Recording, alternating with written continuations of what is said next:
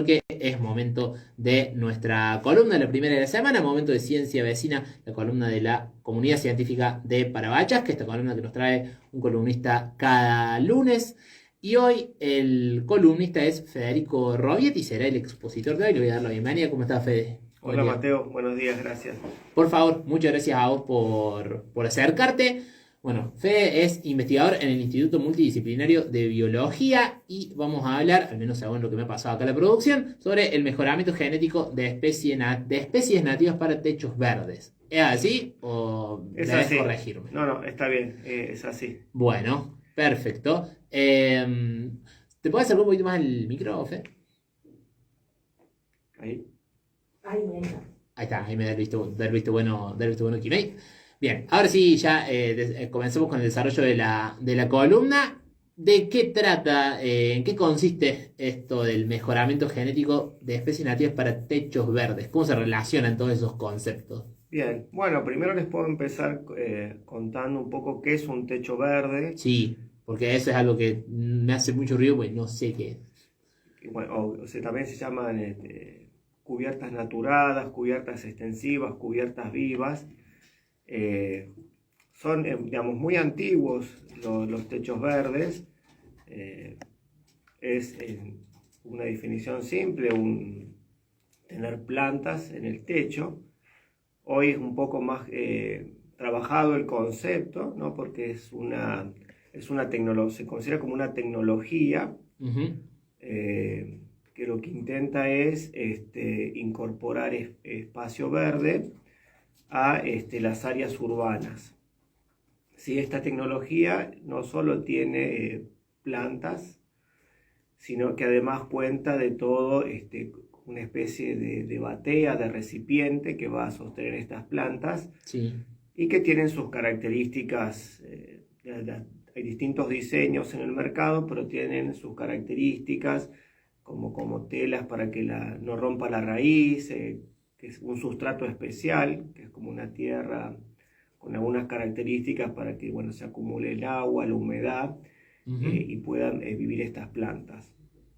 Entonces lo interesante es que tenemos, por ejemplo, si uno piensa en la ciudad de Córdoba, capaz de Altagracia no tanto, porque es una ciudad más verde, pero si piensa en una ciudad donde predominan los edificios, cuánta superficie gris tenemos, lo que son las terrazas y los techos, que podrían estar ocupadas por espacios Por verdes. espacios verdes. Exactamente. Bien.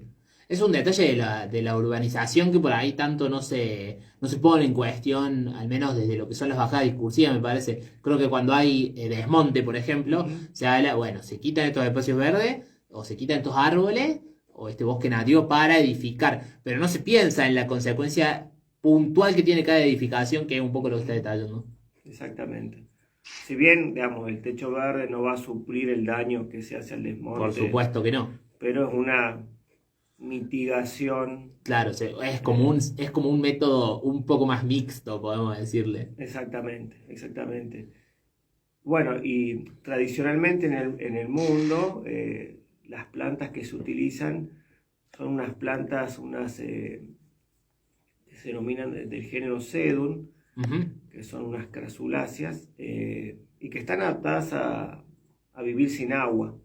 Muchos capaz las conocemos porque son muy fáciles de reproducir y crecen en macetitas, y son muy vistosas y resisten mucho el calor, la sequía.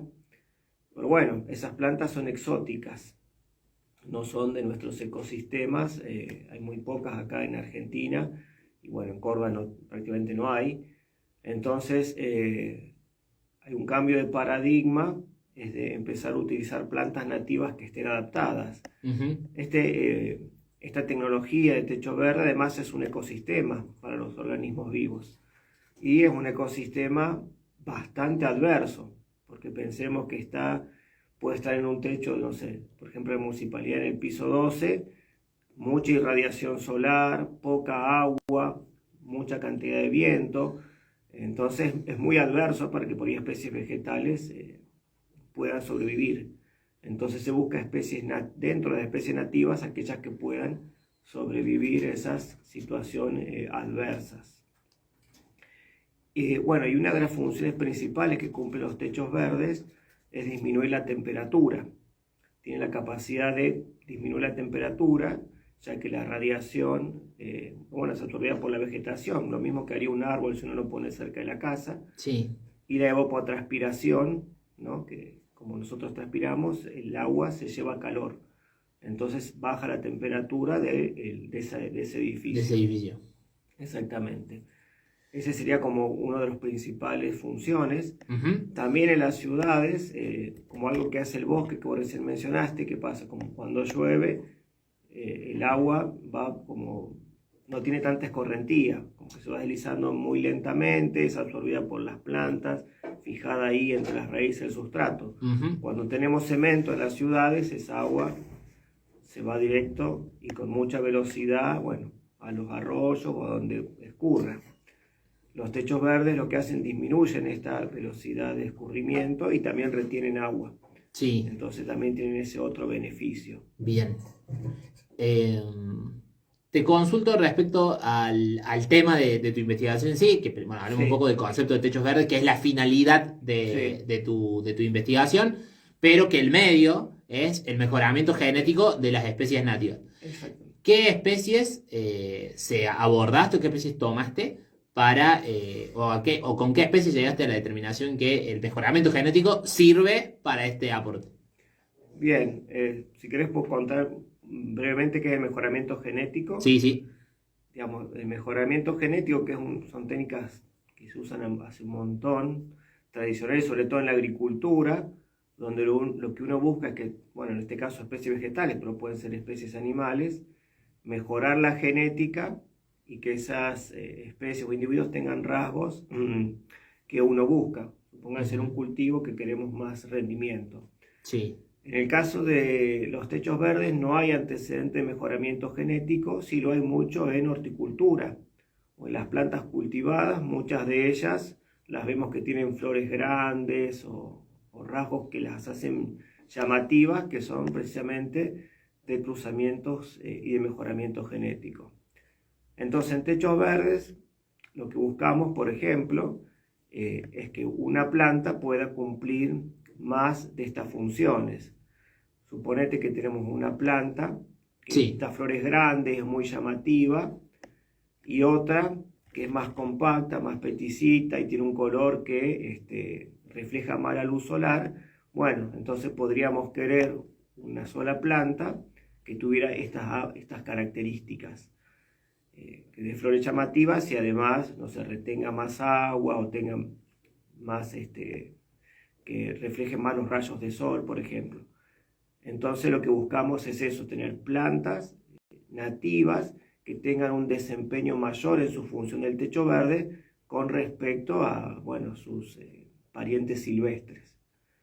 Y para eso lo que hacemos es vamos seleccionando, de acuerdo a su morfología, las características que nosotros queremos y las vamos cruzando entre ellas con la esperanza o la chance de que ese descendiente nazca con alguna combinación mejor que la de sus parentales. Uh-huh. En general, los programas de mejoramiento genético son largos, porque uno va cruzando, obtiene lo que se denomina un F1, la vuelve a caracterizar, por ahí sale bien, por ahí no, porque hay que volver a cruzar con otro padre, hasta que uno consigue... Imaginaba que sí, es un procedimiento científico, es prueba y error. Es prueba y error. Sí. Bien, en el caso, hablabas un poco de la duración, en términos generales, de la duración prolongada de esto. Esto varía según la especie, hay como un tiempo estandarizado. En el caso tuyo, ¿cuánto le toma? No, varía según la especie. En este caso, yo trabajo con leguminosas, que son de la familia de las legumbres, las habas, un grupo de plantas que es del género Adesmia, que son nativas de Córdoba. Entonces, estas plantas son perennes, duran muchos años. Sí. Entonces, pero cada cruzamiento tenemos que esperar la primavera, verano, cuando florece. Entonces, ahora empezaron a florecer. Uh-huh. Las vamos cruzando, obtenemos las semillas y hay que esperar que esa semilla germine, se haga la planta y empezar de vuelta a caracterizarla. Entonces demora. tenemos año a año, nos va demorando. Bien, o sea que estamos en este momento en época de conclusiones. Sí, y de cruzamientos. Estamos, y además un paso previo que hay que hacer es evaluar el sistema reproductivo a ver si realmente se pueden cruzar. A veces por cuestiones genéticas o cromosómicas, las plantas, Sí. bueno, no se cruzan, ¿no? Y a veces no se puede. Bien, y eso respecto a lo que es el cruzamiento, es una posibilidad. Me llama la atención esto, la proporción que puede haber entre plantas que no se pueden cruzar, genéticas que no se pueden combinar y genéticas que sí. ¿Qué es lo más? ¿Hay una normalidad en cuanto a compatibilidad o incompatibilidad? ¿Hay un patrón predominante? ¿Cómo es? Y depende de los grupos de plantas. Hay plantas que sí, hay plantas que no, hay plantas que se autopolinizan esas solas. Claro. En general, entonces es más difícil hacer Ujú. cruzamientos. Es más difícil hacer cruzar. Esas plantas funcionan solas. O Funcionan sea, solitas. son autónomas. Exactamente. Y otras no, estas necesitan generalmente insectos, los bombos, esos abejorros negros, Sí. u otras abejas, inclusive le he visto moscas. Entonces, hasta ahora nuestros datos preliminares que se cruzan entre ellas. Ujú. Por lo menos dentro de una misma especie. Entonces el que estamos probando ahora es entre especies. Bien. Y si eso fallara, hay técnicas moleculares que nos permiten, bueno, obtener plantas modificadas. Perfecto. Bien. Respecto a. Bueno, Sena empezó a abordar muchos temas en esta columna que por ahí al inicio no los tenemos tan en cuenta, pero teniendo en cuenta el aporte que trae esto a la industria de la construcción o al sistema de la construcción, no necesariamente tiene que ser el industrial. Hemos estado conversando mucho respecto a la combinación o el nexo, la articulación que puede llegar a tener este tipo de trabajos con el sector privado. En este caso es un aporte que al sector privado le puede servir mucho. Entiendo que hoy por hoy la opción de la bioconstrucción no es la más elegida, si bien está tomando un poco más de auge. Has podido trabajar de la mano con algunos otros emprendimientos, con algunas empresas, los aportes son requeridos por alguien, se los ha tratado de acercar a otros, a gente del ámbito de la construcción. Sí, digamos, desde mi grupo de investigación, bueno, capaz no nombramos al INVIP, que pertenece Sí. al CONICET y a la UNC, Ujú. pero gran parte de estos desarrollos se hacen desde la Universidad Católica de Córdoba. Bien, ya empezamos con una institución privada. Sí, que también está en asociación con el CONICET. Hay Un convenio. no, hay una unidad ejecutora, hay un instituto de investigación que se llama IRNASUS. Ujú. Mi directora se llama Lili Moff. Ella sí ya viene trabajando hace mucho con techos verdes y con horticultura, y sí está esta articulación con la parte privada, constructivista. De hecho, la Municipalidad de Córdoba, hay una ordenanza, que no recuerdo el número, pero que exige, entiendo, para habilitar un edificio, un techo verde. Entonces sí se está moviendo bastante, por lo menos en Córdoba capital. Bien. Respecto a lo que es el futuro de estas investigaciones, ¿cómo se planifican? Si es que hay alguna planificación. Y bueno, me parece como es un tema, bueno, que da soluciones puntuales. Bueno, yo espero que siga creciendo, bueno, por el apoyo no solo de la industria constructivista. La idea es también que estas plantas vayan a los productores.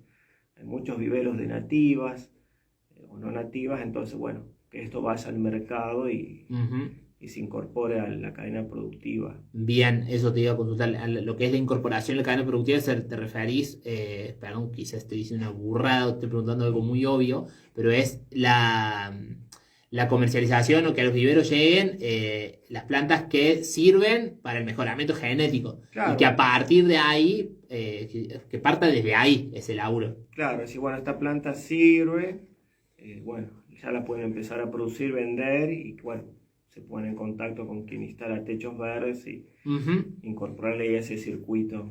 Bien, en cuanto a lo que es este tipo de ejecuciones, el laburo que vienen haciendo con tu grupo de investigación, ¿a dónde ha llegado, por ejemplo? Ahí hablábamos un poco de los nexos o las posibles articulaciones con construcciones, que ahí lo desarrollamos un poco. Hablas de esto de que ya de los viveros. en esta cuestión ejecutiva, ¿a dónde qué lugares ha alcanzado? Y entiendo más que todo la parte constructivista, es la que yo, por lo menos yo conozco. Sí. Porque bueno, esto de transferir esta tecnología, de hecho hubo financiación de la parte privada para desarrollar estas tecnologías también. Bien, es una investigación al ser tecnología y vinculada a la construcción, como decís, por ahí es un poco más propensa a llegar a recibir financiación que otras que hemos trabajado acá en la columna.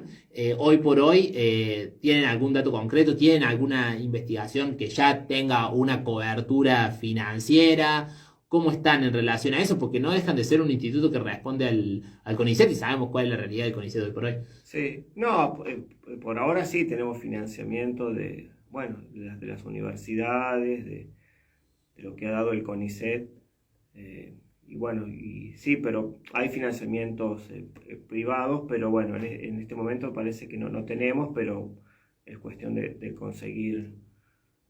De moverse Sí. para conseguir el financiamiento. ¿Tienen algún aportante estable o dependiendo, o es necesario, quizá no depende de nada, es necesario salir a buscar un financista cada vez que tienen que emprender una investigación? La Cámara de Constructivista de Córdoba es un aportante. Es como un socio, Sí, un aliado estratégico. sí, sí. Bien, y después se suelen sostener por el aporte de alguien más o por lo general se respaldan en esa cámara. No, esa cámara fue la que ha dado, entiendo, pero sí, siempre también por la parte pública. Bien, perfecto. Y como para ya ir dándole conclusión a la columna, antes de darle conclusión, te pregunto si quedó algún dato por fuera que no hayas, que consideres importante o como base de la investigación que no hayas mencionado. No, creo que tratamos. Está bien. Sí. Entonces ya para ir redondeando un poco y dándole conclusión, te consulto, bueno, estamos en época de cruzamiento genético, de ver Sí. qué puede salir de eso, qué otras opciones para mejorar los techos verdes hay, qué investigaciones se tienen planificadas a futuro. Y ahora, digamos, como si te decía, si falla estos cruzamientos, aplicar alguna técnica molecular como generar híbridos con algún químico. Y después, como las leguminosas lo que tienen es que pueden fijar nitrógeno atmosférico, pues se asocian con una bacteria que es Rhizobium. Sí. Entonces, incorporar estas leguminosas, ver cómo mejoraría el resto de la comunidad de las plantas en el techo verde. Perfecto. Bueno, Fede, muchísimas gracias por el aporte, muchísimas gracias por la visita aquí a Radio Tortuga. Agradecemos también a la comunidad científica que facilitó también tu llegada acá y cuando la rueda gire y haya que profundizar o se haya profundizado en la investigación y quieras volver a compartirlo, te esperamos para volver a tener una charla como la que tuvimos hoy. Bueno, muchísimas gracias. Muchas gracias, Mateo, por la invitación. Por favor. Escuchábamos a Federico Robietti, columnista de hoy en la columna